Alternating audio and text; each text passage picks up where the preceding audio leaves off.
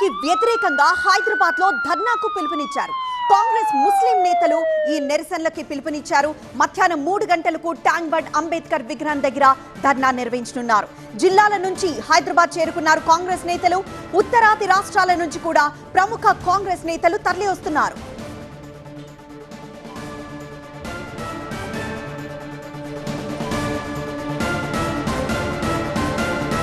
ఈ చట్టం అనేది ముస్లింలకి వ్యతిరేకము.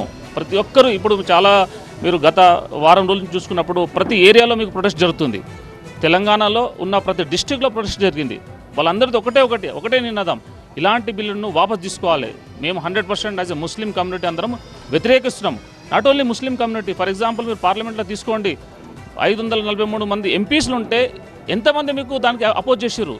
ఆల్మోస్ట్ 80% అపోజ్ చేసిర్రు. ఓన్లీ 20% అడిషనల్ ఉన్నారు మీరు అయితే యాక్సెప్ట్ చేసినారు.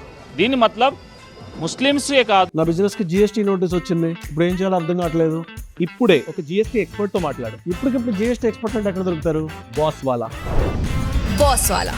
Be the boss. ప్రతి ఒక్కరు దేశంలో ఉన్న ప్రతి పౌరుడు ఇలాంటి బిల్లుని వ్యతిరేకిస్తున్నాడు. ఎందుకు వ్యతిరేకిస్తున్నాడు అంటే ఇది పేదవాడి మీద జరిగే దాడి. జరగబోయే మహాధర్నాకి అందరు తల్లి రావాలని రాష్ట్ర వ్యాప్తంగా అందరినీ కోరుకుంటున్నాము. అందరూ ముస్లిమే కాదు, ఆల్ సెటిలర్ ఫ్రెండ్స్ బ్రదర్స్ అందరు రావాలని మా అప్పీలు. ఇది శాంతిపూర్వకంగా చేయాలా, ఎందుకంటే ఇది శాంతిపూర్వకంగా జరగాల్సిన మార్చు.